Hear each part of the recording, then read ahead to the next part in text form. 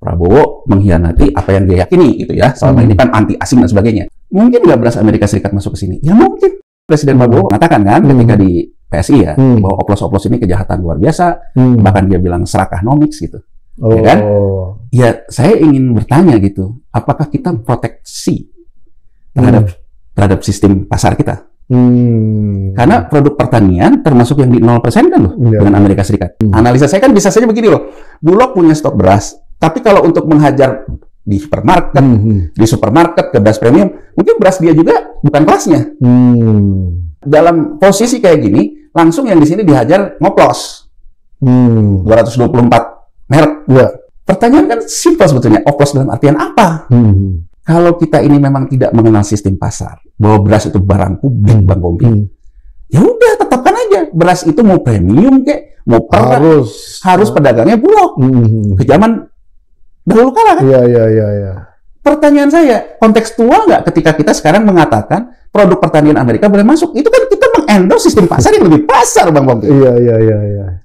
Ketika mengatakan bahwa kita bisa menyerap panen gabah terbesar sepanjang sejarah yang diklaim oleh Menteri Pertanian, ini kenapa sampai kutuan, kenapa nggak dilepas untuk operasi pasar agar harga turun? Iya.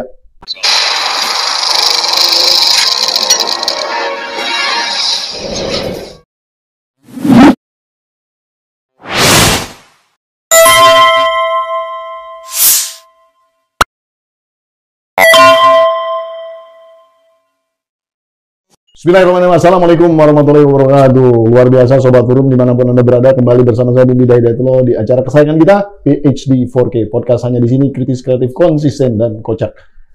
Kocak kayaknya susah untuk kita buat kocak kali ini, tapi mungkin juga bisa kejadian kocak karena agak ya sedih-sedih, menyedihkan tapi lucu gitu ya. Ekonomi kita dikarenakan adanya perang tarif dari Presiden Donald Trump yang kemudian akhirnya muncul angka 19% untuk Indonesia dan juga 0% untuk tarif Amerika masuk ke Indonesia, nampaknya disetujui oleh Presiden Prabowo. Nah, kita ingin menyimak lebih dalam apa sih sebenarnya kemudian dampaknya kepada Indonesia dan apa yang akan terjadi di belakang ataupun di kemudian hari di dalam konteks basis perdagangan ataupun perekonomian Indonesia ke depan. Di studio sudah ada narasumber yang luar biasa, Bung Yanuar Rizky seperti biasa. Wah, ya, siap. Jangan bosan-bosan ini. Paling sering soalnya. Dan kita paling sering bahas ekonomi di dalam konteks yang nyeleneh, tapi juga banyak akurasinya. Wah, itu yang paling penting. Yang paling penting literasi lah. Orang tahu kenapa begini, kenapa begitu. Iya, ya akurat. Kalau literasi nggak akurat, percuma literasinya nggak ada. Jadi gini. Mungkin kita masuk di dalam konteks kenapa kok Indonesia langsung nyerah, langsung setuju aja dulu gitu ya. Nah, kira-kira terus kemudian bagaimana kemudian kalau misalnya dari bayangan kita lah, berarti nanti kalau 0%, yang namanya 0% berarti bebas masuk dong barang-barang Amerika. Wah, kita akan dibanjiri dong barang-barang Amerika macam-macam. Yang jelas kalau iPhone mungkin lebih murah dikit, ya dikit aja lebih murahnya. Tapi nggak mungkin jadi anjlok lebih murah. Tapi kan yang kita takutkan tuh produk-produk lainnya ya, seperti kayak apa bahan makanan, kemudian juga mungkin migas dan lain-lain yang senantiasa bisa mengganggu basis keberadaan, ya katakanlah ketahanan pangan, ketahanan energi di Indonesia. Nah, bagaimana pandangan Bung Yanuar tentang ini? Silakan. Nah, yang paling mengancam menurut saya sebenarnya kesepakatan terhadap produk pertanian. Ya kan? Di satu sisi Menteri Pertanian mengatakan dengan bangganya kita surplus jagung, ekspor jagung. Bahkan kan ketika food estate jadi rame-rame, disulap kan? Jadi jagung kan? Food estate-nya. Jadi artinya kan bahwa jagung itu termasuk andalannya Departemen Pertanian juga. Karena pajale. Jadi subsidi pupuk itu... Apa pajale itu singkatan? Pajale itu padi, jagung, kedelai. Oke? Sekarang jagung dan kedelainya masuk dari Amerika karena surplus. Berasnya masuk nggak Bang Kobi? Pertanyaan kan gitu. Iya. Jadi saya pernah ke Amerika Serikat melihat industri beras di Amerika Serikat. Oke. Pertanyaan saya, Amerika Serikat ini buat industri beras, ini buat apa? Orangnya kan nggak kayak kita. Iya. Pemakan beras ada yang makan beras, tapi dia surplus. Dan yang namanya penggilingan modern yang mendapatkan banyak subsidi dari Farm Bill itu petani jagung, petani kedelai. Ya kan? Dan petani berasnya itu rata-rata gini loh, dia ada portofolio juga. Jadi petaninya bukan ke petani kita Bang Kumpi, petani itu lahan gede. Jadi kalau dia gede di jagung, biasanya dia punya kedelai juga, dan dia punya beras juga. Tapi beras ini targetnya tuh ekspor. Selama ini yang impor beras banyak itu siapa? Jepang. Dari Amerika Serikat. Padahal beda tuh ya jenis berasnya. Sama, saya pernah makan dulu waktu di Amerika, sama aja beras. American long grain sama yang Jepang kan tebal. Jepang beda berasnya. Agak lengket juga, agak kayak. Agak lengket. Kalau itu kan agak beda. Ya. Nah, sekarang pertanyaan saya, gitu ya. Mungkin nggak beras Amerika Serikat masuk ke sini? Ya mungkin. Karena dioplos. Nanti ceritanya oplos segala macam kan. Tapi maksud saya gini loh. Artinya selama ini gini, kita ngomong berasnya gini Bang Popi ya. Karena saya disclaimer lah, saya bukan orang pertanian, saya nggak terlalu tahu tentang produksi beras segala macam gitu ya. Tapi saya pernah punya pengalaman karena saya pernah waktu di Pupuk Indonesia, saya tahu lah bisnis proses di sini. Oke. Jadi beras tuh gini, ada yang disebut dengan rasio gabah. Iya. Semakin rasio gabah ke beras itu semakin rendah, berarti dari satu gabah jadi satu beras. Betul. Rasio kita itu kan rendah Bang Popi, ada di sekitar 0,54. Ya kan? Banyak yang hancur. Banyak kebanyakan airnya segala macam gitu. Nah, reform ini kan ada dua, on farm reform di lahannya, sama setelah panen di penggilingan. Dua reform nih terkait kita kalau ngomong beras nih. Kalau reform di pertanian itu dua hal, dari haranisasi, pemupukannya harus sesuai, ya kan? Karena hara kita juga udah terlalu jenuh, dan mekanisasi, ya kan? Itu on farm reform. Tapi reform di penggilingan itu di mesin penggilingan. Nah, pas di Amerika, saya lihat tuh yang namanya rasio gimana gabah bisa mendekati 1. Oh, gimana caranya? Nah, teknologi. Dikeringin dulu atau gimana? Pakai teknologi lah. Saya bukan orang tekniknya ya, tapi dengan teknologi, beras yang sudah gabahnya kebanyakan air, misalnya, itu sudah bisa, ya gini lah, beras dikeringin lah. Beras perak, pakai penggilingan yang bagus, bisa jadi beras premium. Oh. Kurang lebih gitu lah. Iya. Tapi di Amerika Serikat, on farm reformnya terjadi Bang Popi. Jadi kalau di Amerika Serikat tuh lahan segede gitu, semua pakai mesin. Oke. Kemudian precision farming, ya kan, dites ini berapa N-nya, berapa ininya, pemupukannya sesuai. Jadi losses dari gabahnya itu dari pertaniannya pun sudah kecil Bang Popi. Iya. Gitu loh, ditambah sama teknologi kan gitu. Vietnam dan Thailand ya itu memulai dia mengadopsi teknologinya Cina, mesinnya Cina nih. Jadi kan di Cina itu yang namanya beras perak itu dia menggunakan teknologi, dia bisa rubah pakai teknologi itu jadi beras premium. Saya pernah lihat juga yang Cina.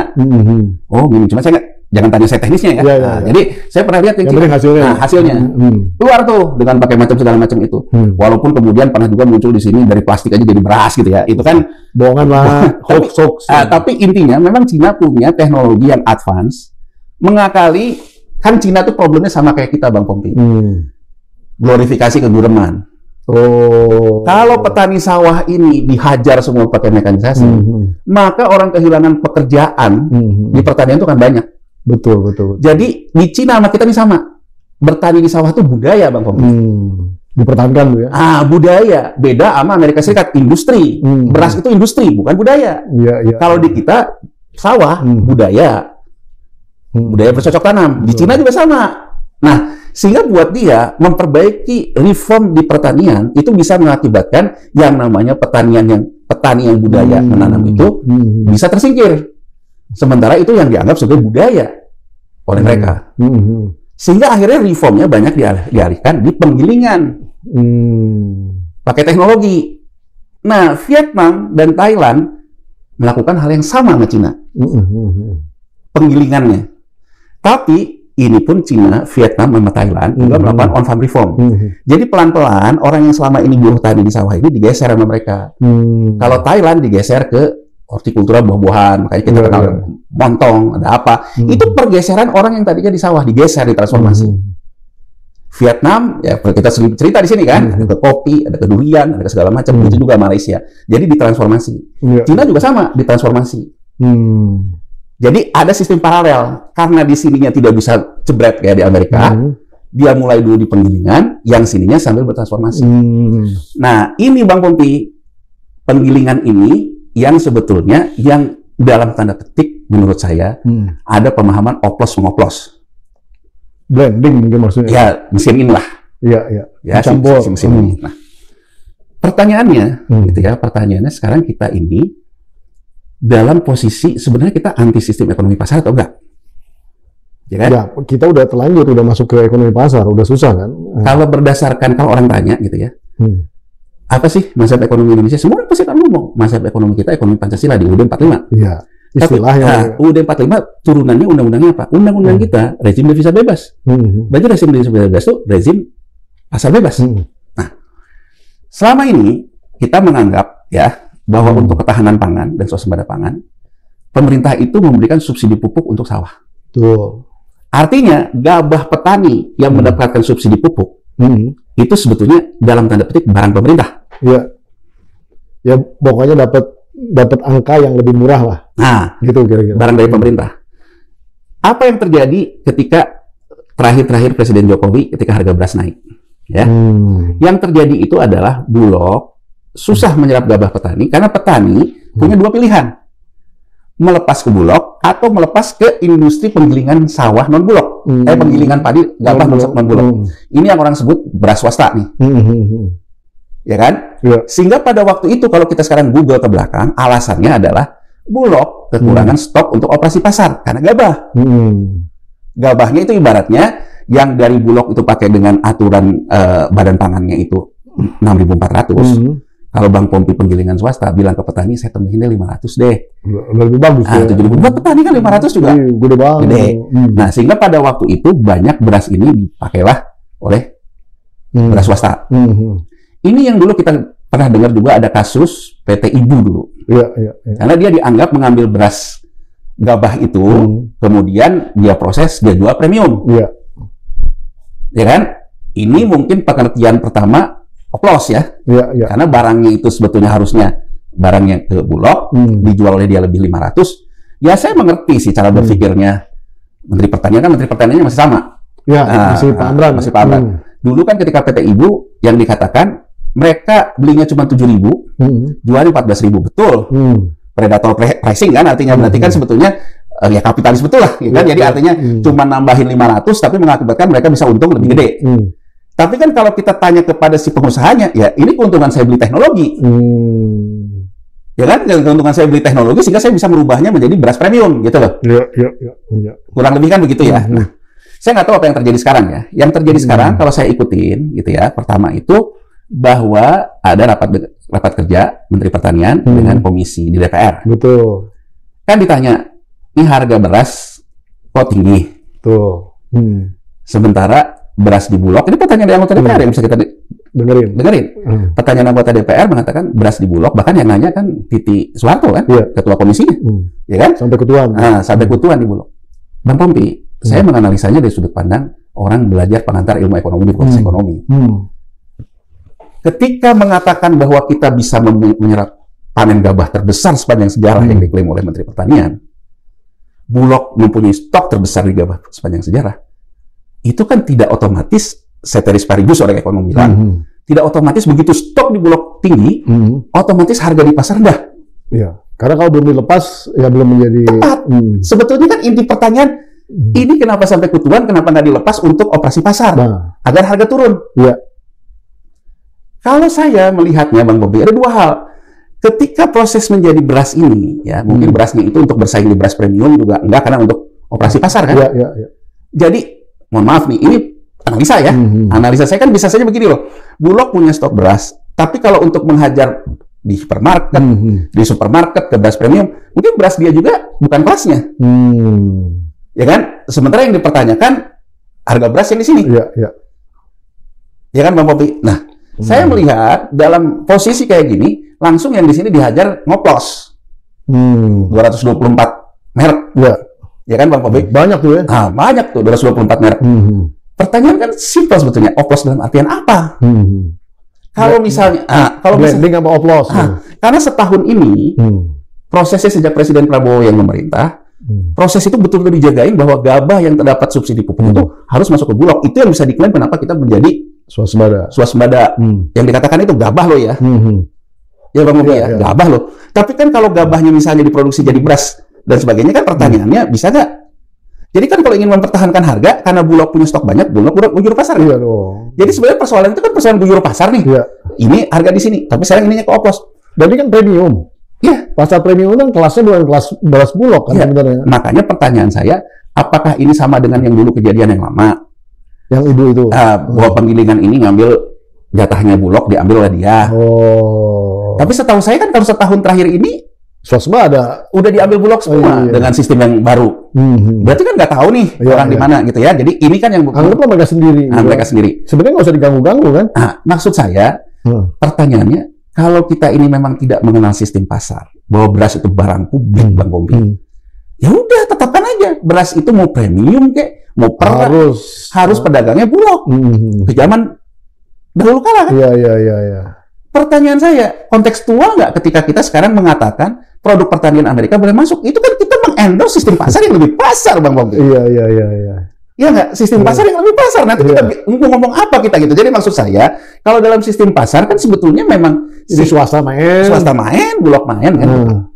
Bahwa di sini terkait bahwa ada harga laba yang berlebihan dari swasta itu, ya menurut saya peran pemerintah harusnya memberikan informasi dong. Iya. Sama kayak gini, Bang Pompi. Artinya konten yang ada di dalam itu harus dipercerahkan. Iya. Artinya masyarakat harus tahu yang dia beli itu barang apa sebenarnya. Itu gitu aja pada dasarnya. Tapi bukan berarti situasi ini menjelaskan adanya kenaikan harga beras yang dipertanyakan sama Mbak Titi tadi kan sebenarnya kan. Iya kan kalau harga beras itu kan artinya supply di mana aja. Supply di mana? Buyur ke pasar. Buyur aja, kenapa nggak dibuang? Seolah-olah kan sekarang jadi persoalan oplos gitu. Iya, padahal sebenarnya bukan kan. Ya saya juga ingin mengatakan begini ya, karena Presiden Prabowo semalam juga mengatakan kan ketika di PSI ya, bahwa oplos-oplos ini kejahatan luar biasa, bahkan dia bilang serakahnomics gitu. Ya kan? Ya saya ingin bertanya gitu, apakah kita proteksi terhadap sistem pasar kita? Karena produk pertanian termasuk yang di 0% kan loh dengan Amerika Serikat. Kecuali memang si 224 orang ini yang memblending ini menggunakan beras Bulog diam-diam. Ya, itu kejahatan tuh bener. Itu kan berarti terjadi kecurangan di situ dong. Berarti kalau itu memang ada kejahatan. Kan? Itu skandal besar banget. Skandal besar. Tapi kalau misalnya dia barangnya juga bukan dari sini, katakanlah ngambil dari Vietnam, ngambil segala macam. Persoalannya kan, lah memang kita apalagi sekarang. Nanti Amerika masuk, kan dia cuma jualan brand sebenarnya kan. Iya. Jualan merek doang. Bahkan kan sekarang Menko Pangan mengatakan sudah tidak ada lagi kuota-kuota impor. Lebih bebas lagi. Jadi maksud saya konsistensi kita gitu loh. Konsistensi. Jadi gini loh, maksud saya jangan overshoot policy. Ya. Jadi seolah-olah kita tuh ingin melindungi seluruh masyarakat dari yang paling kelas teri. Padahal sebenarnya ada hubungannya. Ya kan? Iya. Padahal yang dipertanyakan mungkin persoalan di kelas tengah nih, bukan kelas kakap nih. Kan sekarang gini deh, Bang Pompi misalnya, orang kaya deh. Orang di daerah Menteng gitu ya, misalnya gitu kan. Bukan, saya nggak di daerah Menteng. Agak deket lah ke Menteng. Anggap aja gitu loh. Ya kan, anggap aja. Belanja di hipermarket yang terkenal gitu ya, di SCBD yang harganya tinggi-tinggi gitu kan. Di SCBD hipermarket yang murah loh sebenarnya. Ya, anggap aja itulah ya, anggap itu. Beli nih beras nih. Oke. Ya kan? Bang Pompi suka rasanya. Udah. Kan sebetulnya dia ditipu nggak? Ya enggak lah. Nah, itu kan pertanyaannya gitu. Nah, jadi kalau menurut saya sebenarnya kita ini mau ngomongin apa sih? Iya. Kalau kita mau ngomongin bahwa price pun harus diatur, berarti semua itu yang mau mengeluarkan brand apapun harus diatur dong. Bahwa harga kamu segini. Lembaganya apa, Bang Pompi? Iya. Kan gitu loh. Nah, dan menurut bisa nggak dalam konteks begini ya, kita balik dikit nih cara narasinya. Mungkin nggak dengan dioplos itu harga beras premium itu turun, hampir mirip dengan harga beras yang non premium gitu, sehingga orang-orang yang tanggung ini akhirnya beli yang premium. Nah itu sebetulnya, jadi sebetulnya masalah apa kita, mungkin seperti itu? Mungkin, jadi masalah kita itu, Bang Pompi, kalau berdasarkan data IRI ya, dari Institute Rice, International Rice Institute, data IRI, kita di kawasan nih, ini kan berarti sama Filipina, sama Vietnam, sama Malaysia, sama Thailand. Harga gabah itu tinggi, Bang Pompi, paling tinggi. Oh, harga gabahnya sudah tinggi ya? Belum jadi beras nih. Ya, dibandingkan dengan yang lain. Gabah tinggi. Kalau di breakdown, tingginya itu karena apa? Sewa lahan, buruh tani, pupuk nomor 3. Jadi peran subsidi pupuknya nomor 3. Ya, kan buruh tani kita paling dibayar paling rendah sebetulnya. Nah, ini penjelasannya. Ya. Di negara lain, seperti saya ceritakan tadi, Vietnam, Thailand, dia sudah soft landing lah. Ketika awal reformnya itu di proses penggilingan padi, penggilingan gabah jadi padi, penggilingan gabah jadi beras. Iya betul. Ya, itu kan reform pertamanya di situ. Tapi dia sambil melakukan transformasi kebijakan. Buruh tani yang tadinya satu petak dikerjain 3 orang, dia bisa nggak digeser cuma 1 orang, karena kita mau pakai mekanisasi. tinggal pemiliknya. Yang dua ini ditransformasi oleh dia menjadi petani hortikultura. Jadi kalau Bang Pompi ingat, salah satu sekarang yang jadi penasehat dan antara Taksin, salah satu Taksin itu dikenang sukses itu kan di sini, ketika krisis Asia.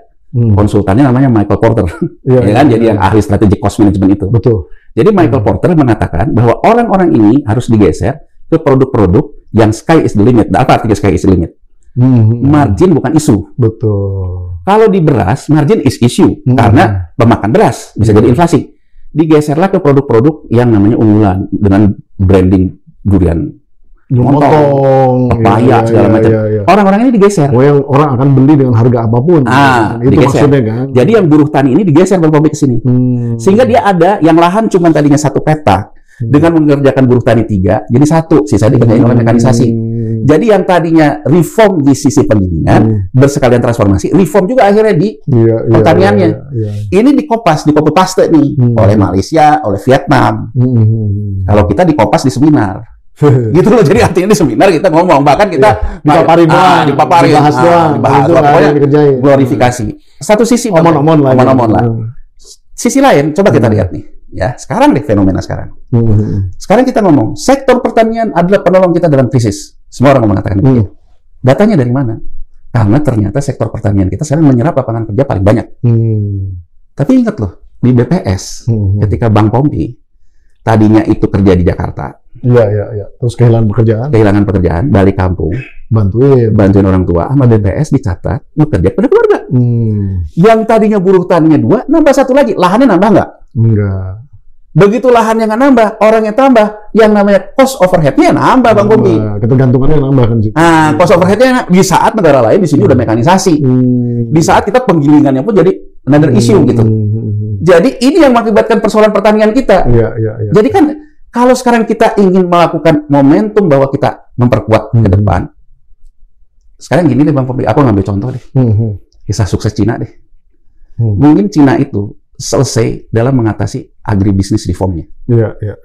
Sementara kan kita dulu Pak Harto baru transmigrasi udah loncat pengen buat pesawat, ya kan loncat-loncat gitu loh, tidak.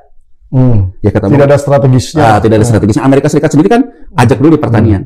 Nah mungkin menurut saya kita perlu mengingatkan Presiden Prabowo Subianto dari pertama waktu ketua HKTI segala macam kan dia selalu tentang pertanian. Jadi kalau kita ngomong soal Robin Hood nih, katakanlah sekarang mendilkan sawit nih, kita optimalkan sawit ke Amerika Serikat, optimalkan sawit ke Eropa. Uangnya ini kan harusnya dipakai mereform ini. Betul. Atau dipakai juga buruh sawah sini digeser kan sekarang punya Agrinas tuh. Ya kan yang khusus sawitnya punya BUMN itu kan. Digeser, ditransformasi, digeser ke sini. Sehingga sawah kita juga terreformasi kan. Saya ingin mengatakan dalam kebijakan ketiga soal pertanian ini bukan hanya jagung loh ancamannya. Ancamannya Amerika Serikat itu bagi dia beras industri. Ya kan? Jagung surplus. Belum kalau beras Amerika membanjiri kita apa yang terjadi? Kan bagus sebenarnya, harga beras lebih murah. Cuman ya petani jadi rugi ya. Vietnam kali yang selama ini jadi saingan ya. Vietnam ya. Dari sisi harga sih bagus, tapi petani kita semakin tidak berdaya kan. Nah artinya agendanya begitu sekarang kita meliberalisasi pertanian Amerika Serikat mesti masuk, agenda transformasinya apa kan? Iya nggak? Agenda yang paling penting. Yang paling penting. Makanya menurut saya kita ini sebenarnya maunya apa? Kalau kita sekarang katakanlah punya Danantara, kan harusnya Danantara juga langkahnya ke sini. Bagaimana kita sekarang menyiapkan transformasi ini? Kita lihat dulu kenapa pada akhirnya Presiden Prabowo menganggap ini kemenangan negosiasi, Trump juga menganggap ini kemenangan negosiasi. Yang ribut adalah netizennya, orang-orang kita ribut dan sebagainya. Saya ingin pakai dulu prinsip mencoba paham agar kita bisa dipahami juga oleh pemimpin. Jadi kenapa sih gitu pada akhirnya Presiden Prabowo mengambil ini? Gitu ya. Pertama gini, soal tarif ini. Kalau dalam relasi database kan ada one to one. Jadi database itu kan atau korelasi-relasi gitu kan, 1 ke 1 atau one to many, dari 1 ke many.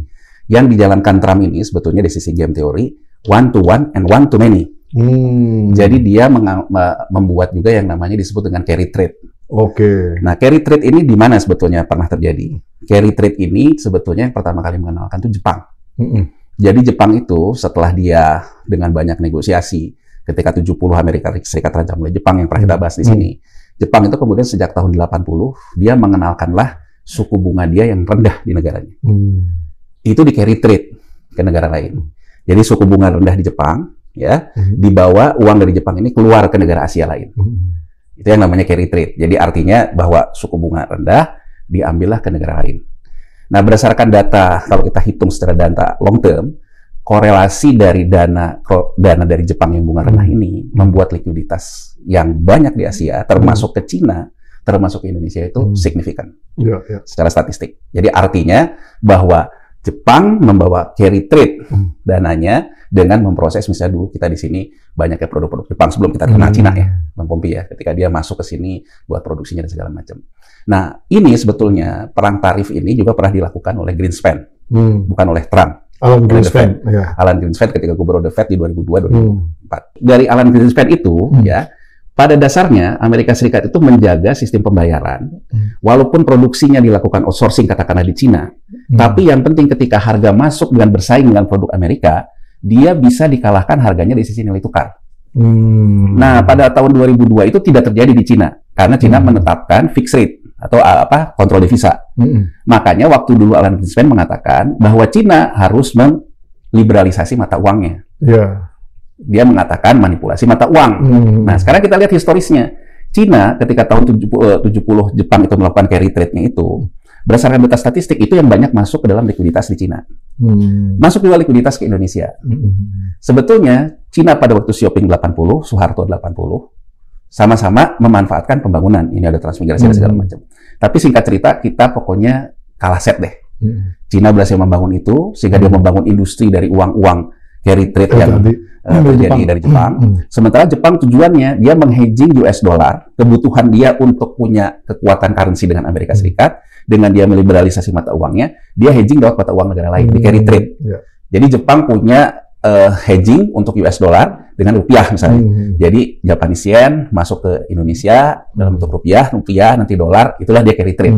Jadi devisa US dollarnya dilakukan dengan perantara negara lain. Nah, Cina pada waktu itu dia dalam posisi dia sudah membangun industrinya dan sebagainya. Ya, sehingga itu akhirnya jadi persoalan karena Cina tidak devisa bebas. Pada saat itu kita devisa bebas karena kita kena krismon. Kita kena LOI IMF. Dalam LOI IMF itu kita menjadi rezim devisa bebas. Ya kan? Jadi bukan isu di kita. Nah, ketika di Cina tidak devisa bebas. Gitu ya. Nah, itu yang terjadi. Nah, cara berpikir ini yang ingin saya utarakan, Bang Pompi. Nah, jadi Amerika Serikat itu sekarang, kalau Cina misalnya saja membuat revaluasi terhadap yuannya, maka harga barang Cina akan, ongkos produksinya akan sesuai yang diharapkan oleh Amerika, kompetitif untuk Amerika Serikat. Tapi karena Cina tidak merevaluasi, dihajarlah sekarang lewat tradingnya. Tidak lewat moneter lagi. Tapi sama, cara berpikirnya Trump itu sama. Pada intinya adalah ongkos biaya produksi Cina itu harus sama dengan Amerika, kurang lebih gitu. Sehingga artinya comparative advantage dan competitive advantage jadi sama. Nah, ini yang dia kenakan kemudian lewat tarif. Jadi kalau Cina misalnya tetap, jadi kalau sekarang kita lihat di Bang Pompi ya, sekarang US dollar index itu 97-an lagi. 2002 97. 97 di 2002, angka yuan, angkanya dengan 97 sekarang sama. Rupiah enggak? Rupiah ketika US dollar index 2002 97, rupiah di 15.120. Sekarang angka 97 lagi, nggak ke 15.000. 16.000 sekian. 16.000 sekian. Berarti sebetulnya di Indonesia, apa yang diinginkan oleh rezim devisa bebas yang didengungkan oleh Alan Greenspan terjadi. Amerika Serikat, dia bisa membiayai inflasinya dengan inflasi di Indonesia. Jadi bayangin Bang Pompi, kalau sekarang saya, orang di Amerika Serikat, ngambil instrumen di rupiah tahun 2002, ya, di angka US dollar index 97, 15.120. Sekarang saya profit taking di angka yang sama aja, saya udah untuk 1.000. Oh iya, benar. Gitu ya. Nah, artinya saya ingin sampai satu titik, ada persoalan moneter juga di kita. Tidak hanya melulu perdagangan. Nah, sekarang dari situ ya, cara ngelihatnya. Saya udah melakukan uji elastisitas korelasi jangka panjang, ya, antara kelebihan ekses likuiditas. Jadi ekses likuiditas itu gini. Data penabung-penabung di Amerika Serikat, dia ekses likuiditas yang saya sebut carry trade tadi. Jadi kalau ekses likuiditas dari pemegang deposito di Amerika Serikat terjadi, itu ke kita dampaknya ke dalam surat hutang itu. Kita itu mengenal surat hutang di pasar komersil sejak 2008. Saya perlu jelaskan dulu ke publik ya, ke pendengar kita. Jadi kita itu sebelum 2008 kalau ngambil surat utang itu belum ke pasar surat utang komersil, belum ke pasar keuangan. Jadi baru minjem ke lembaga donor, ke IMF. Di 2008 dirubah, kita jadi pinjam ke pasar keuangan. Nah, pasar keuangan kita ini kemudian menerbitkan yang surat utang pemerintah. Dari 2008 sampai hari ini, itu dari derajat sampai 1, 0,82% korelasinya. Berarti 82% ekses likuiditas dari pemegang deposito di Amerika Serikat akan masuk ke pasar surat utang kita. Nah, sekarang kita lihat dulu dari masalah ini, ya. Apakah kita dalam kursi negosiasi antara siapapun presidennya, bukan hanya Prabowo Subianto ya, yang sekarang jadi presiden. Ya, kalau misalnya Anies yang jadi, Ganjar yang jadi, juga kan menghadapi posisi saat ini, Bang Fobri. Kita agak fair juga. Agar fair juga, kita tidak seolah-olah mengatakan bahwa Prabowo mengkhianati apa yang dia yakini, gitu ya. Selama ini kan anti asing dan sebagainya. Menurut saya, Prabowo Subianto, dia dihadapkan kenyataan. Bahwa kenyataannya saat ini, tekanan fiskal segitu besarnya. Selama ini, Bang Pombi, kenapa tidak terasa? Dari perubahan sektor formal ke sektor informal, ketika pasar keuangannya banjir, karena ada akses likuiditas dari pemegang deposito di Amerika Serikat masuk ke pasar keuangan kita, maka kelompok masyarakat kita yang main saham, yang main di pasar keuangan, dia lagi cuan. Posisi bagus, tidak ada posisi yang, wah kayaknya bakal merah, kayaknya penuh ketidakkhawatiran. Dia kemudian dapat pendapatan capital gain, dia belanja. Sektor informal kita dapat nggak? Dapat dari belanja mereka. Sektor formal kita, karena sektor kelompok kayanya itu juga masih seneng, dia juga tidak melakukan PHK di usaha dia. Ya kan? Nah, sektor formal kelas menengah bawah ini, belanja nggak ke bawahnya? Belanja. Nah, begitu Amerika Serikat yang disebut dengan kebijakan normalisasi, yang tadinya kebijakannya itu arahnya ekses likuiditas ke negara luar, dia naikin bunga segala macam, dibendung nih, tidak punya lagi ekses likuiditas. Begitu tidak punya ekses likuiditas ini, pasar keuangan kita likuiditasnya terganggu. Yang tadinya kita tidak terasa ada masalah, sektor informal kita jadi masalah karena sektor formalnya ter-PHK. Sektor formalnya ter-PHK, masalah ke sini. Orang yang tadinya biasa main cuan di pasar keuangan juga terkendala. Apalagi dia ngelihat geopolitiknya, mulai ke emas segala macam. Yang namanya spending dikurangin, ini belanja. Nah, dalam posisi kayak gitu, penerimaan negara kita turun dari sisi pajak. Saat yang sama, tahun 2025, 2026, 2027, ini adalah pembayaran hutang jatuh tempo tertinggi dalam sejarah hutang komersil kita. Nilainya 850 T-an per tahun. 2025 850, 2026 250, 2027 850. Cara orang kapitalis, gitu ya, kan sekarang lagi ramai nih kapitalis, cara monetaris. Jatuh tempo ini saya atasi dengan penerbitan hutang baru, revolving.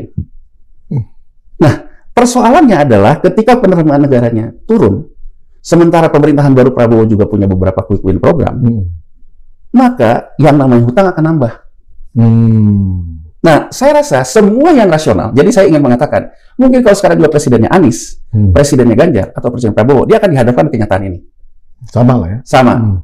Kalau misalnya kita terjadi gagal bayar surat utang kita, seperti di Meksiko tahun 80, sulutannya menjadi krisis ekonomi, krisis politik.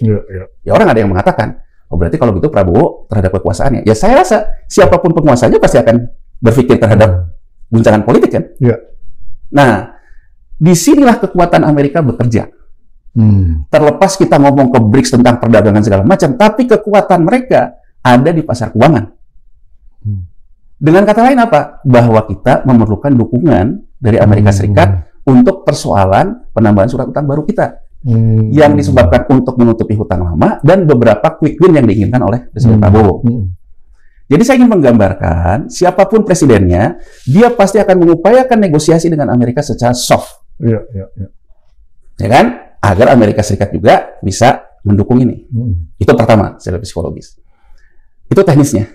Non-teknisnya apa? Non-teknisnya yang dilakukan Trump kan luar biasa.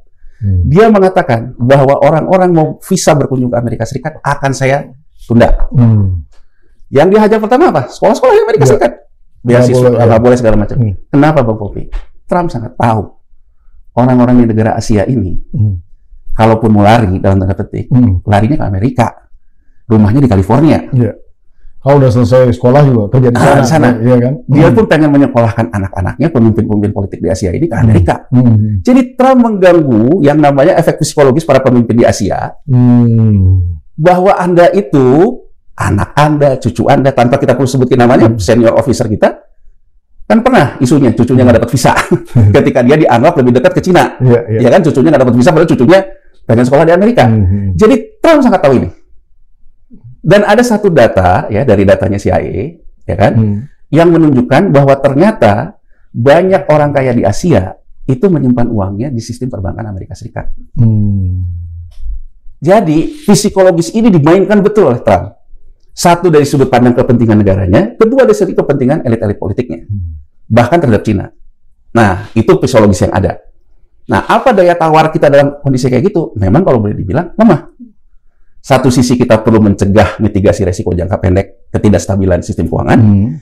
Kedua, mungkin kepentingan-kepentingan politik dari pemimpinnya untuk mempertahankan tetap berkuasa, untuk kepentingan keluarga, kepentingan segala macam yang bercampur aduk. Itu. Sekarang kita lihat dari sudut pandang apa sih yang diuntungkan, siapa yang dirugikan. Iya. Barang-barang apa yang dirugikan. Presiden Prabowo mengatakan kita sudah hitung. Nggak akan rugi soal ini. Kan gini Bang Pompei, kalau kita, Malaysia, Vietnam, dan semua negara sejenis dikenakan tarif yang sama, yang akan menikmati resikonya itu warga negara Amerika Serikat. Betul. Aku ambil contoh sawit Bang Pompei. Ya. Sawit kita ketika kemarin tarif kita 32, Malaysia 24. Kita tidak punya competitive advantage dengan Malaysia. Ke Amerika. Okay? Nah, menurut saya, yang ada dalam mindset dari timnya Presiden Prabowo, yang penting kita kompetitif dengan negara yang lain pesaing kita. Iya. Ini kan dapat, makanya nggak salah kalau Presiden Prabowo dan timnya menganggap dia menang dalam pertarungan ini, karena target dia kompetisi dengan negara lain. Ini yang saya bilang, hebatnya Trump itu, dia mainnya itu bukan one to one, tapi one many. Jadi orang itu berpikir, tidak hanya berpikir, oh saya gimana nih dengan Cina, gimana dengan Malaysia. Orang dibuat bersaing juga satu sama lain negara ini. Oleh Amerika Serikat. Diadu lah. Diadu. Kepentingan kita yang dia kunci adalah kepentingan untuk likuiditas agar tidak gagal di pasar surat utang kita. Itu yang dia kunci. Dan dia adu di sininya. Ya kan? Nah, sekarang kita lihat Bang Pompei. Kenapa ribut dengan Lula, Presiden Lula Brazil? Saya kurang lebih kalau ini saya tahu ketika tahun 2018 saya pernah studi banding ke Amerika Serikat, jadi ke Kongresnya dan juga ke Departemen Pertanian Amerika Serikat terkait dengan Farm Bill. Jadi di Amerika Serikat itu setiap 5 tahunan ada undang-undang terkait dengan pertanian. Ini warisan New Deal-nya Roosevelt dulu. Karena Amerika Serikat itu membangun lagi Amerika yang jatuh krisis Great Depression 29 lewat pertanian. Farm Bill itu menentukan produk-produk yang dikasih subsidi, produk-produk yang jadi unggulan Amerika Serikat dan sebagainya. Okay? Nah, Amerika Serikat itu, dia itu, kalau di kita, apa-apa kan kita selalu ngomong sawah, padi. Karena yang menjadi influencer terbesar dari pertanian itu petani sawah. Karena terkait juga dengan target pemerintah untuk swasembada pangan. Di Amerika Serikat itu petani jagung dan kedelai, soybean. Tapi terutama jagung. Kenapa jagung? Amerika Serikat itu ketahanan pangannya dari makan protein. Feedstocknya itu dari jagung. Sehingga Amerika Serikat, kalau kita punya target swasembada beras, Amerika Serikat punya target swasembada jagung. Feedstock tadi ya? Untuk kebutuhan feedstocknya tadi. Makanannya. Makanan hewan. Nah, ketika 2018 saya ke sana, Amerika Serikat itu sudah mencapai surplus jagung. Ya kan? Karena dia kan pendekatan untuk mengejar swasembada itu ada pakai teknologi, ada pakai mekanisasi, ada pakai pemupukan, surplus dia. Nah, surplus ini mau diarahkan kemana? Diarahkan ke etanol, biofuel. Nah, ada juga minyak jagung kan? Bukan hanya ke etanol, tapi ada minyak jagung. Nah, ketika saya di sana, saya lihat hitungannya, gitu ya. Jadi hitungannya itu average per unitnya. Kalau kita memproses jagung menjadi minyak jagung atau jagung jadi etanol, walaupun ini kan biodiesel ya, si sawit, tapi kan sama-sama jadi energi, ya. Itu tetap lebih murah yang dari sawit, Bang Pompei. Sehingga waktu 2018 saya di sana, itu yang namanya Asosiasi Petani Jagung di sana, itu sampai sewa lobbyis ke Kongres untuk melobi, untuk memproteksi mereka. Atas terhadap siapa? Terhadap sawit dari Brazil. Jadi sawit bukan sawit kita, Bang Pompei. Jadi kalau kita itu dilakukan kampanye negatif oleh Eropa, Amerika Serikat itu tidak pernah mengkampanye negatif sawit kita. Yang mengkampanye negatif sawit kita tuh Eropa. Karena Amerika kepentingannya dengan Brazil. Jadi pesaing petani jagung Amerika itu adalah petani sawitnya Brazil. Nah, secara hitung-hitungan average-nya itu rendah sawit, makanya diproteksi. Brazil bukan baru kali ini kena tarif. Waktu 2018 saya ke sana juga dia kena tarif di sini. Jadi tarif ini selalu memproteksi si petani jagungnya. Nah, saya ingin mengatakan apa dealnya. Ini analisa saya ya. Kan kata Pak Prabowo, saya suka nonton podcast. Orang sok tahu terhadap pikiran saya. Saya nggak mencoba menebak pikiran Pak Prabowo. Tapi saya sekarang lagi mencoba menebak apa yang terjadi antara Indonesia dan Amerika. Betul. Ya, berdasarkan analisa pengalaman saya pada kesana dan berdasarkan data yang ada. Jadi kalau menurut saya, Bang Pompi, ya, kelihatannya, ya, jagung Amerika masuk ke Indonesia. Sawit kita masuk ke Amerika Serikat. Makanya Presiden Prabowo mengatakan sudah dihitung betul. Itu dengan 19% aja kita masih bersaing lah. Oh ya, sekarang kan yang buat dulu marah-marah, Brasil dikenakan 50. Malaysia 24. Jadi lebih tinggi ya? Kita 19. Yeah. Belum Bang Pompi kita lihat tadi. 97 tahun 2022 itu 15.120, 97 sekarang 16.000. Berarti kan Amerika kalau ngambil dari kita, dia satu hal tarifnya 19, ditambah lagi keuntungan dia dari nilai tukar dia yang lebih kuat dari kita berdasarkan angka yang sama dengan indeks dolar yang sama. Ya kan? Betul. Jadi artinya buat Amerika Serikat murah ngambil dari kita. Karena ada insentif moneter, karena mata uang kita lebih lemah dari Amerika Serikat, melemah terus, inflasinya dibiayai oleh kita. Di satu sisi juga ada tarifnya yang lebih rendah. Jadi artinya berdasarkan ekonomi yang dianut Amerika, ekonomi pasar, pasti pemain di Amerika akan mengambil sawit kita karena dua insentif itu. Tarifnya yang lebih rendah dibandingkan Malaysia, tarifnya yang jauh lebih rendah dibandingkan Brazil, dan ada keuntungan nilai tukar rupiah yang melemah. Jadi saya ingin mengatakan bahwa itu mungkin yang dihitung oleh Presiden Prabowo. Karena kan kalau kita lihat elastisitas ekspor kita ini kan ditentukan oleh dua komoditas ini nih, sawit dan batu bara. Nah, jadi kelihatannya beliau berhitung kalau misalnya sawit kita banyak masuk ke sana, ke Amerika, plus berdasarkan kesepakatan dia dengan Uni Eropa juga 0%. Nah, kemungkinan besar itu kan sawit kita akan digaspol nih. Ya kan, digaspol nanti akan menjadi ekspor. Karena ekspor kita kalau dilihat kan sawit, batu bara, digaspol ke sana. Nah, sekarang itu yang akan bisa kita temukan manfaatnya. Apa dampaknya? Dampaknya produk pertanian. 3 hal kan yang kami katakan. Pertama, kita beli energi dari Amerika Serikat. Migas tuh ya, Pak. Migas. Ini kan kalau kita lihat dalam konteksnya gini, dengan TSK-nya MRC, gitu kan, berarti kan terbuka kan, berarti kan selama ini minyak yang datangnya dari trading hub di Singapura, tepatnya MRC, akan berganti ke trading hub di Amerika Serikat. Sudah ada tuh jagoannya tuh. Ya kalau saya search mah ada orang Indonesia yang memang trading hub-nya ada di California, dan kemudian dia mensuplai minyak ke Afrika. Jadi kurang lebih menurut saya ya. Ada hubungan dengan Pak Prabowo? Di masa lalu sih partner bisnis adiknya ya. Siapa namanya? Ya kan dicari aja lah kan gitu ya. Jadi artinya kan. Ini kan bukan ya tanggung gitu. Ya kan? Tapi maksud saya bahwa di satu sisi memang pemainnya sudah ada. Kedua, jadi gantian lah ya sama si NRC ini ya. Tapi kan kalau dari Amerika kita ngambilnya, itu akan biaya logistiknya lebih besar dibandingkan ngambil yang dari Singapura dan sebagainya. Nah, makanya kalau 0, berarti kan dikompensasi nih tarif logistiknya dengan tarif 0. Ya Bang Mopi ya. Jadi artinya, maksud saya, ini kenapa didilkan? Ya mungkin karena memang pemainnya ada, orang Indonesia juga, ya kita mungkin juga bisa, memang dia melobi, kesana. Ya kan, nggak tahu ya. Tapi pasti dia udah punya jaringan di Amerikanya kan. Yang jelas. Yang di sini berarti udah kuat dong, karena dia ada hubungan sama Hashim. Yang jelas saya searching kan, siapa sih kira-kira orang Indonesia yang main migas dari Amerika Serikat. Kalau di Qatar itu kan banyak ya Qatar.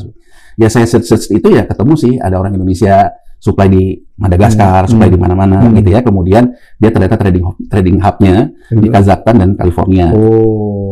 Ya kan? Tinggalnya di situ karena kayaknya tinggalnya sih masih di Singapura juga ya. Tapi hub-nya di situ. Hub-nya kan sama juga kita ngomong petrol kan hub-nya yang di Singapura kan. Minyaknya kan nggak tahu dari mana ya, tapi hub-nya kan di situ.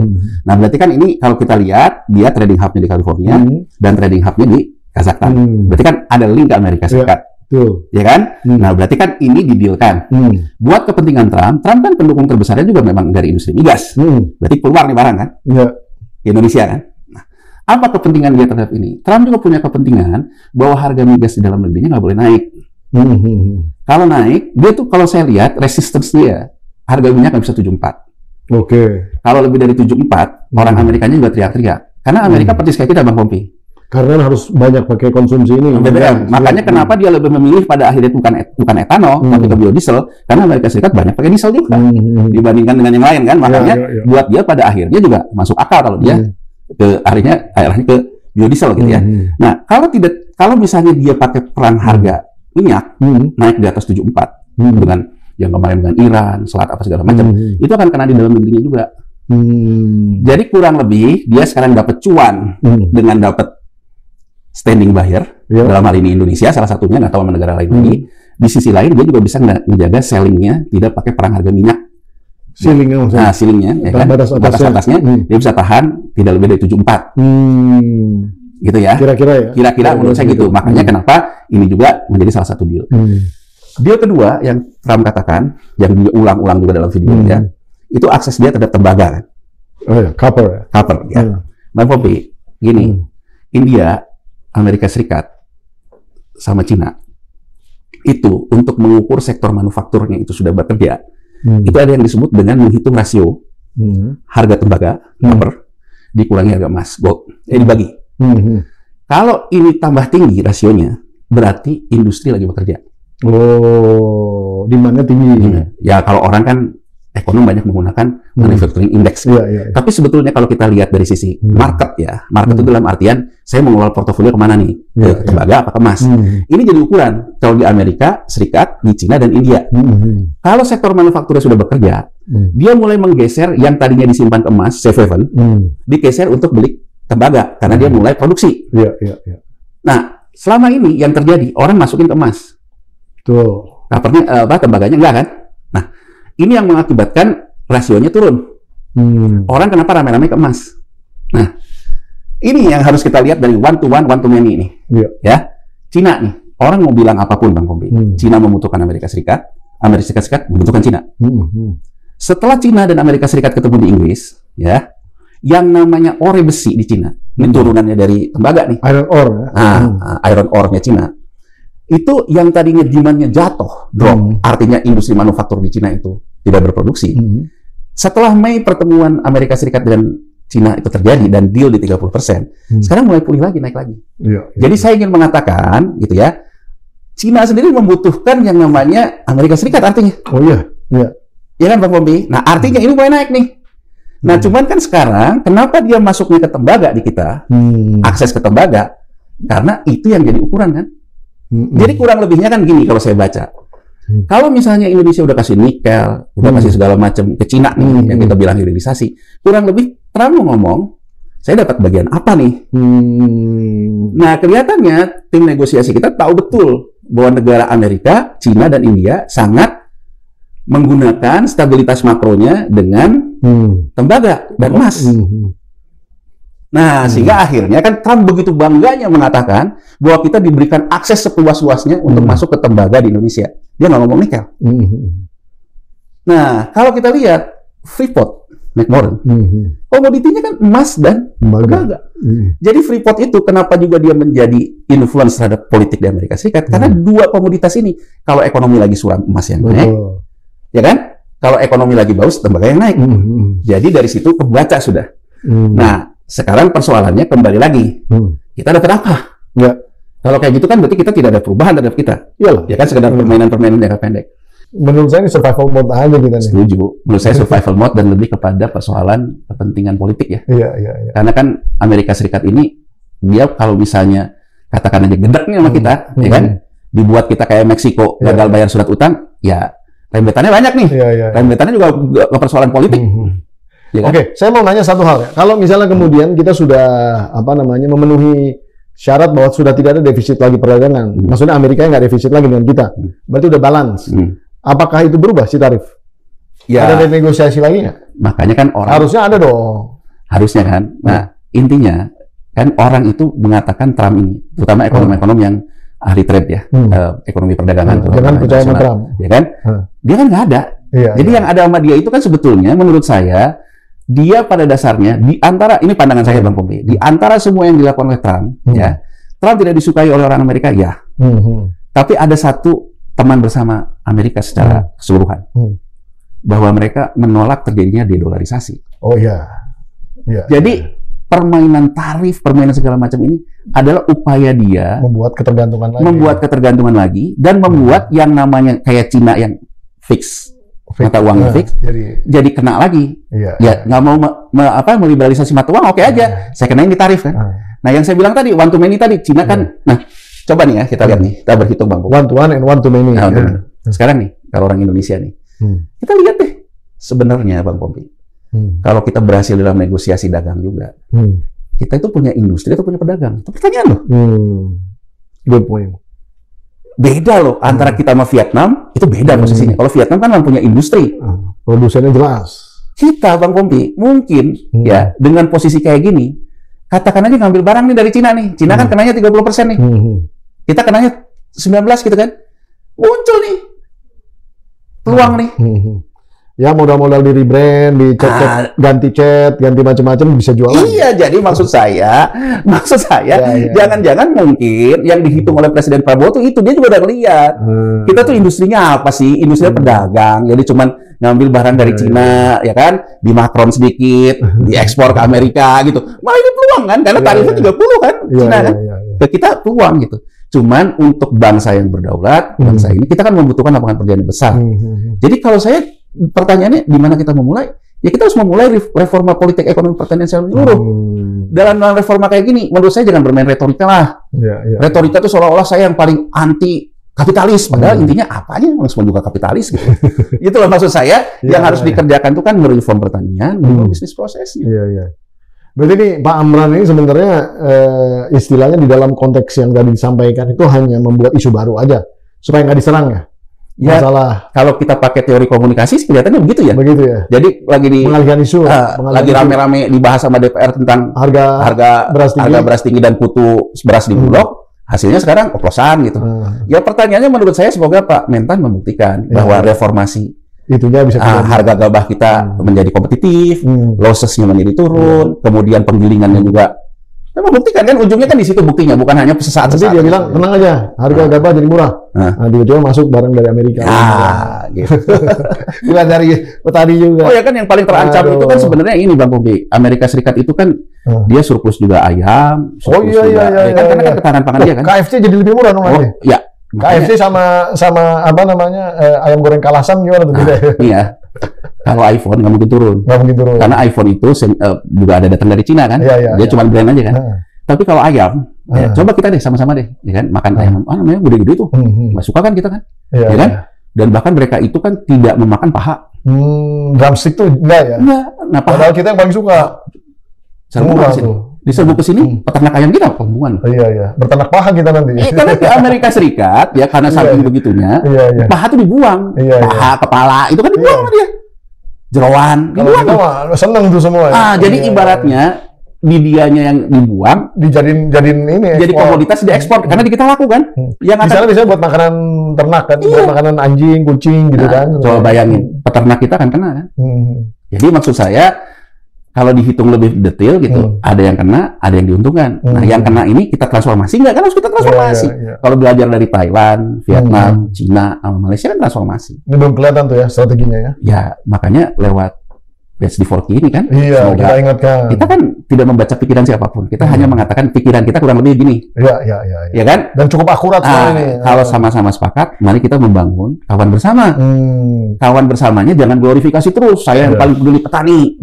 Ya kan? Saya tidak mau petani saya ditindas. Ya, tapi harus disejahterakan. Bukan hanya soal ditindas tidak ditindas. Gitu. Betul.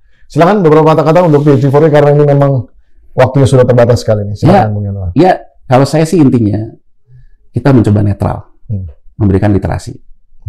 Berdasarkan bacaan saya, memang posisi kita tidak kuat-kuat amat dengan Amerika Serikat. Suka tidak suka, kita menerima warisan ini. Kita mah gampang ngomong gitu. Wah, siapa yang utang? Jadi apa gitu. Tapi intinya satu aja, Presiden Prabowo Subianto sekarang memimpin di situasi yang sebetulnya nggak enak-enak amat. Presiden Prabowo menurut saya bisa melihat ketika yang namanya surat utang kita ternyata dapatnya itu dari carry trade lah, dari pasar keuangan di Amerika Serikat. Nah sekarang pertanyaannya, ketika kita buat korelasi antara surat utang, gross debt pemerintah kita, dibandingkan dengan trade balance kita, ternyata nggak ada kaitannya. Artinya belanjanya buruk. Jadi saya hanya mengatakan kepada Presiden Prabowo Subianto, kalaupun ini deal, hot deal, ya kan, uang panas, gimana kita mendinginkannya? Saya dalam posisi juga memahami ada mitigasi resiko yang harus kita lakukan terkait dengan stabilitas sistem keuangan. Jangan sampai gagal bayar surat utang. Tapi saya juga ingin mengatakan bahwa ketika kita berhasil mitigasi, kita jangan tidur terlelap kayak kemarin. kita harus melakukan transformasi. Yeah. Jadi yang ingin saya katakan kepada Presiden Prabowo Subianto, gimana caranya ada transaksi antar kelas. Yeah. Ketika uang masuk di pasar keuangan, uang itu bisa diinvestasikan untuk memperbaiki sektor pertanian kita. Yeah, yeah. Itu aja Bang Pompi. Jadi maksud saya, kalau itu bisa dilakukan, mungkin kita akan ketemu kawan bersamanya. Mantap. Meskipun kita harus membayar sama-sama, entah itu peternak kita ada yang kena, entah ini, tapi kan ada yang diuntungkan, sawit diuntungkan, segala macam diuntungkan. Tapi kalau semua yang diuntungkan ini dipakai untuk mengatasi yang dirugikan dan memitigasi sesuatu yang terarah, menurut saya ya kita ada harapan. Tapi kalau enggak, ya kita sebetulnya sama lagi. Jangan sampai gini loh Bang Pompi, kalau kita nonton film-film kan, ketika orang udah mabuk, judi, pinjam lagi dikasih terus sama bandar. Iya. Ya kan? Saya hanya ingin mengatakan, jangan kita dalam posisi mabuk. Iya. Betul-betul yang dikatakan Presiden Prabowo dihitung betul. Berarti kalau sekarang kita ngambil betul, jangan mengulang lagi cerita yang dulu. Ini agar ada hal baru. Iya. Kalau enggak, ya kayak film-film itu gitu. Gali lubang, tutup lubang. Nah, jadi hutang itu akan jatuh menjadi judi kalau dilakukan tanpa perencanaan yang matang. Selebor lah. Ya, jadi mudah-mudahan tidak selebor. Ya. Jadi untuk itu yang menurut saya Presiden Prabowo harus kerja keras. Ya. Mantap, luar biasa. Terima kasih Bung Yanwar. Sama. Nah, itu tadi Bung Yanwar isi seperti biasa mengupas tuntas tentang bagaimana persoalan tarif yang disepakati nih dengan Amerika ini dan kemungkinan bagaimana kita bisa melihat ya di masa yang akan datang jenis-jenis basis perdagangan apa yang akan menjadi isu sensitif. Nah, nampaknya beras menjadi isu yang harus kita lihat. Dan kita juga ingin mengingatkan kepada Mentan, Menteri Pertanian, Pak Amran Sulaiman, di mana ya istilahnya sebenarnya di dalam konteks isu harga itu harus cepat-cepat diselesaikan, karena kalau enggak nanti malah menjadi persoalan tertentu gitu ya. Operasi pasar harus bisa jalan, mulus. Yang anehnya juga kenapa di Rut Bulog ganti-ganti dengan cepat gitu kan dan lain-lain. Nah, ini bukan kemudian mencari pengalihan isu di dalam konteks beras oplosan yang sebetulnya itu ranah para pemain swasta. Bahkan nanti pemain swasta ini pun terancam dengan akan adanya beras impor dengan zero tarif dari Amerika. Nah, yang kemudian bisa juga membanjiri pasar Indonesia. Apa langkah-langkah real? Apa langkah-langkah yang benar-benar harus diambil di dalam konteks pertanian agar kemudian terjadi transformasi pertanian yang luar biasa yang kemudian bisa mesejahterakan petani itu yang kita ingin lihat. Nah, pada